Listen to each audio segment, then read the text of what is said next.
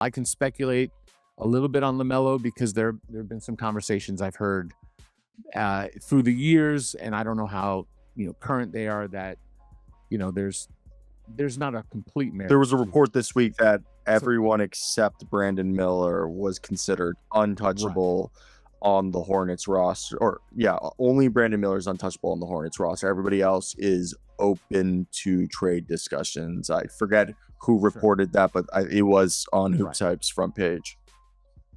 Sure. I don't know specifically where they are right now on LaMelo.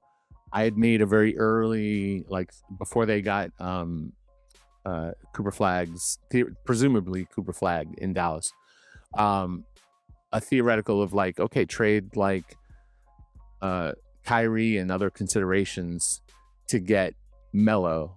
And I think I had them including the first round pick in this draft, which now is number 1. So that that logic is probably flown. Yeah. You could look and see what makes sense. But I did play with the idea of Melo moving because it's a bad team. He's the best player and the star, and doesn't look like. If you had, so we'll see what. If you had to think at this point, who would even be interested in acquiring LaMelo? Because we've talked about this before in a league where he's a ball dominant player who it's going to have to be a team that A, needs a guard desperately, and B, has a star who's going to be able to play off of a ball dominant guy like LaMelo. So I just feel like it becomes harder he's one of the harder guys to gauge where he could get. I don't know why in my mind the Pelicans, if they're trying to dump off of Murray or McCollum's contract, comes to mind, and then you pair that with Zion if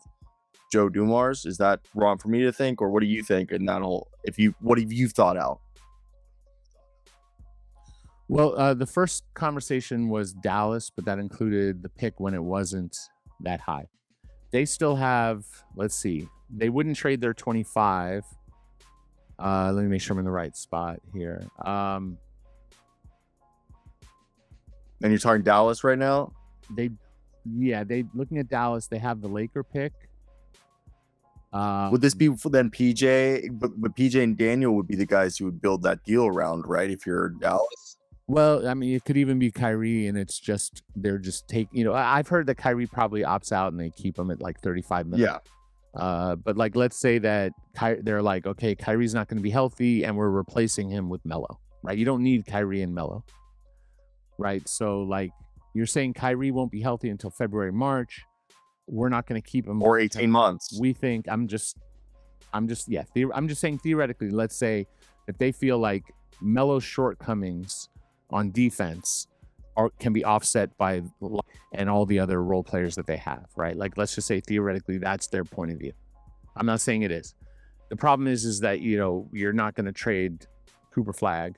So then, as I look through the picks, Dallas I think they already owe to Charlotte, and it's already top 2 protected. Like, they have the Lakers in 29. They have 2031. So you could do a couple of, you can't trade 2032 yet.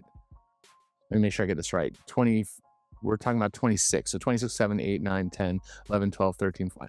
Yeah, so you could trade up to 2032. I just didn't update my Dallas yet. But you can go to 2032, but they can only trade, so they could trade 2 firsts, and then they have some swaps. So you could do like a swap so let's say you do 2 firsts for Melo. It's not like Melo is Luka or anything, but let's say you're doing 2 firsts for Melo plus Kyrie, and then that in and of itself is enough to get the deal done. But maybe there's some other pieces involved, but let's like Prosper or a young player like that, whatever. Let's just go with the theoretical, maybe Caleb Martin or something, whatever. You could get a couple of firsts. Is that enough? Probably not. They probably want good young players back too. But you said if Melo's, New Orleans was what I was just trying to think. The other team, New Orleans, Orlando, or Houston are the other guard needy teams. So what New Orleans has in terms of picks, in addition to their own first this year, they have Indiana's next year, which 20 if you were to project, Indiana will be at least around the 20 range next year, maybe 25. I don't know how good they'll be regular season or not, but if we assume that they're as good as they are now next year, that pick isn't very high. And then New Orleans has some other picks. Again, this is a team that was among the worst in the league this year. So do you want to be aggressive giving out picks? The other thing is they have DeJounte Murray, who's recovering from Achilles, may not be healthy for a long period of time. You're assuming, in theory, that when DeJounte comes back, that he and Melo can successfully play together. Let's say they make that assumption. You have CJ McCollum's 30.7 million. I don't think they're going to touch Trey Murphy and Herb Jones. And if we assume that they're keeping Zion, then you've got players to move like Hawkins, technically Alvarado. They're not going to trade Misi, Olynyk. There's plenty of numbers to get up to. Couldn't they sign trade Bruce too in there? Sure. But it would have to be a 3-year deal. And is that a deal that Bruce Brown is going to be willing to take? And do they need to do that? Like, you would do a sign and trade last. You do it when you need to do it. But you need to get, I don't know who else is offering what to Bruce Brown. If he can get 10, 8, 6, 7, 14 somewhere else, which he may or may not, does he think he can get a better deal? Like, let's say they're saying, okay, we'll do $8 million for 3 years. He might not do that. But if they're saying we'll do 14 million or so for 3 years, he'll probably do that. So it's at least a possibility. I think really what you have to look at more seriously, though, which is why I didn't do Bruce, is because the Pelicans never pay the tax. They just don't. The last 2 years they've started above the tax and traded out of it. This year, it's just not gonna. They're not gonna go in the tax. So if you're adding in LaMelo, making in the neighborhood of, what is he making, 38 million this year? Yeah. And they're about 5 million, 5.1 million under the tax. So you're definitely wanting to prune out some salary as well. So if you're taking CJ out, that's 31, and then you're combining with Olynyk, so that's 40 something. So you're wanting to do that if you're New Orleans to get out of that. Maybe you want to keep Olynyk and you do Alvarado and Hawkins, because at that point, I don't know, you could argue you keep Alvarado to back up because you don't have DeJounte healthy, so you're probably needing Alvarado at this point. Although they also have Elfrid Payton. So, there's this certain amount of flexibility that they can, if this was the motivation. I don't know what the asking price would be on Melo, but the Pelicans do have some draft capital, not as much as they had previously because they went after and got DeJounte, but they have the Indiana pick, and they have all of their own picks.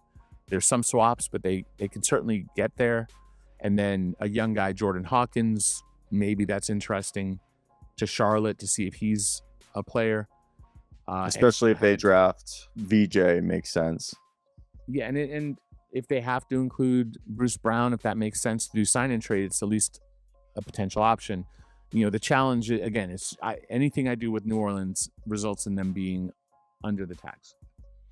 Now, going off of that, I know LaMelo is an LA guy, and more it seems like players are pushing to teams or to cities that they would like to go. Do you think that's obviously not Lakers, but maybe Clippers with Norman Powell? You think they would get in there, or does that just become too many cooks in the kitchen, you think, with Harden and Kawhi, that they're just going to stay course with what they're doing there?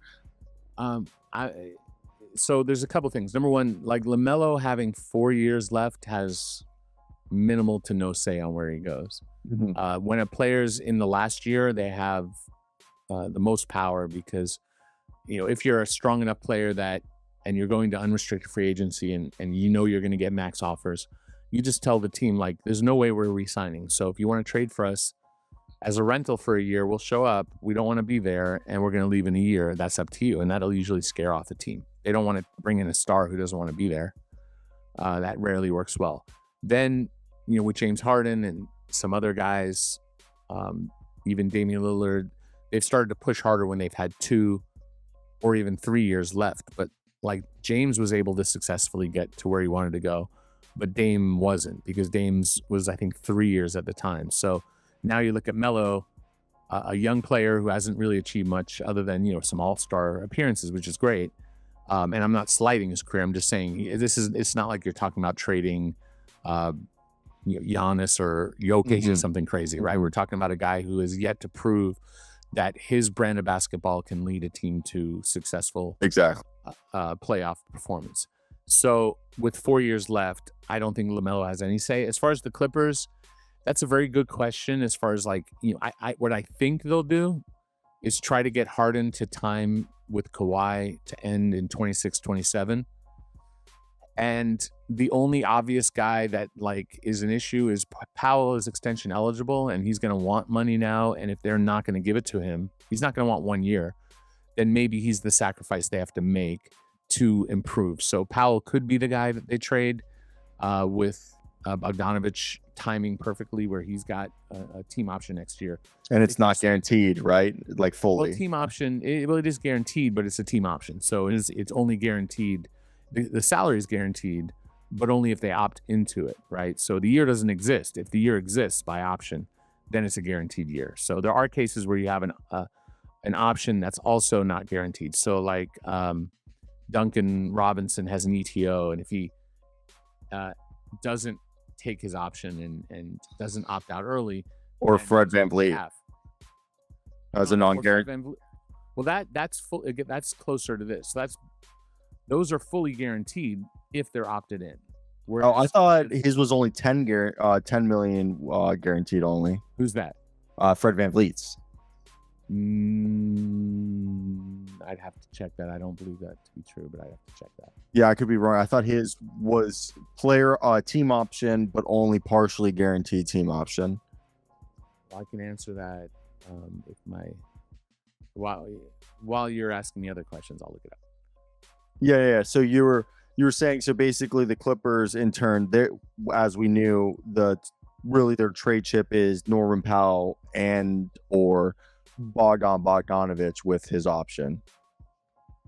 Yeah, and well, with the Clippers, like the question is, after a good year, does Kawhi try to get another year too? So, like, they kind of have to decide: have they reached the pinnacle? This was their absolute best season they've had in a long time, and everyone was healthy, and they still fell short, admittedly, by a crazy last-second play that basically blew their whole postseason up with Aaron Gordon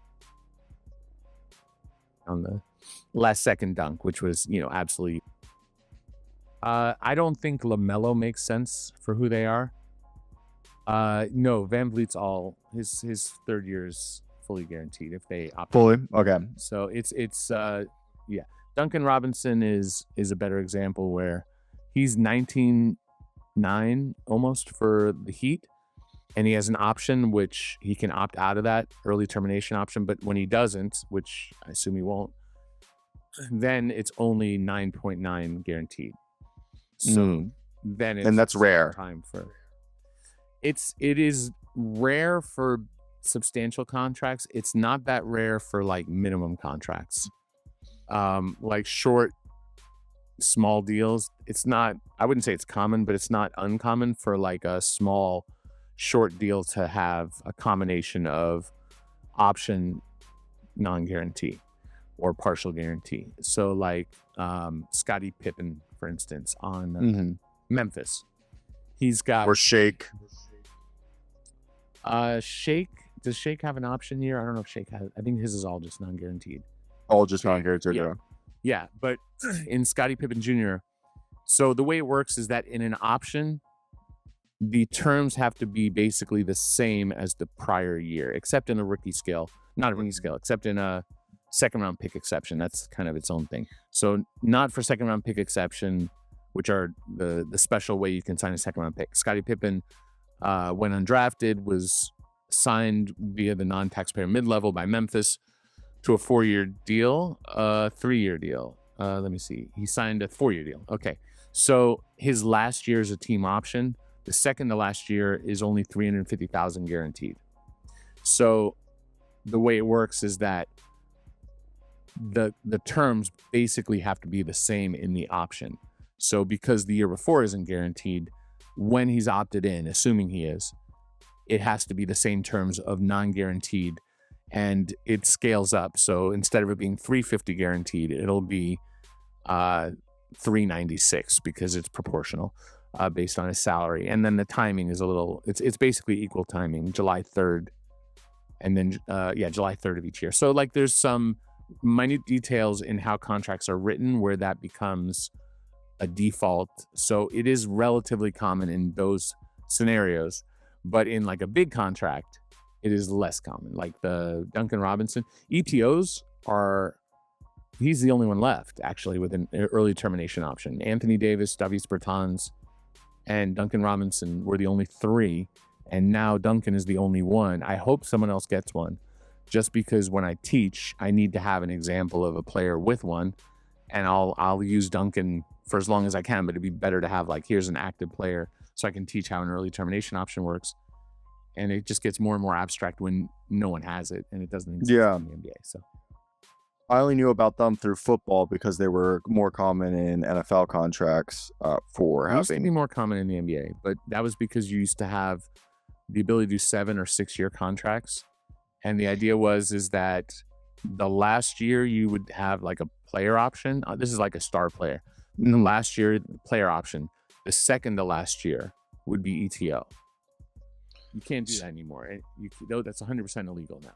But Tim Conley had one though. Like from an executive standpoint, you remember last year he pushed his ETO option from last year to this year, and then with the whole because he said he was moving the option because the whole Mark Lore arbitration was ongoing. So he said I guess because he had team equity in his contract, he said he was going to push it to next year, and then now he's expected to sign a new contract. But is that more common, I guess, in like for coaches? Because also coaches have that. We heard already the option, like we'll hear either coaches will pick up their option or a team will pick up their early option, like for Darko Rajakovic. So I know you said it's not common in players anymore, but is this something, I don't know if you have any knowledge about, like from an exec coach? It's just such vastly different rules. Like the rules are so vast because like coaches' contracts aren't tied to basketball related income. They're not like. That's not why. You would think they would, right?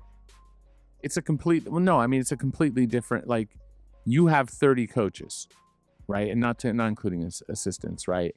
Like we have 500 something players. It's a whole. How does the money that comes in for the NBA get split up? You're allowed to pay a coach a little bit. You're allowed to pay a coach a lot. Smaller markets might pay a little, or they might pay a lot if they get a chance to get a big name. Some big markets will spend a ton. Some big markets will be cheap. So with the Grizzlies, that's why it was a big name when they brought in 7-figure assistants to last offseason for Taylor Jenkins in comparison if it's a different market. Right. I mean, it's totally different universe because of the fans aren't paying to see Taylor Jenkins or David Adelman or Doc Rivers or JJ Redick. Like, they're paying to see the players, and so they're in it. Like, there's like referees association. Like, the referees have their own union and their own collective bargaining. That coaches have their own union and their own collective bargaining, but they're independent bodies separate from the NBPA, which represents the players, and they're just based on a different set of economics, right? Like, they're not necessarily tied to the growth of the league. They're like, if the NBA is healthy, they're going to spend more on refs because they can, because the league is healthy. But it's just a different animal.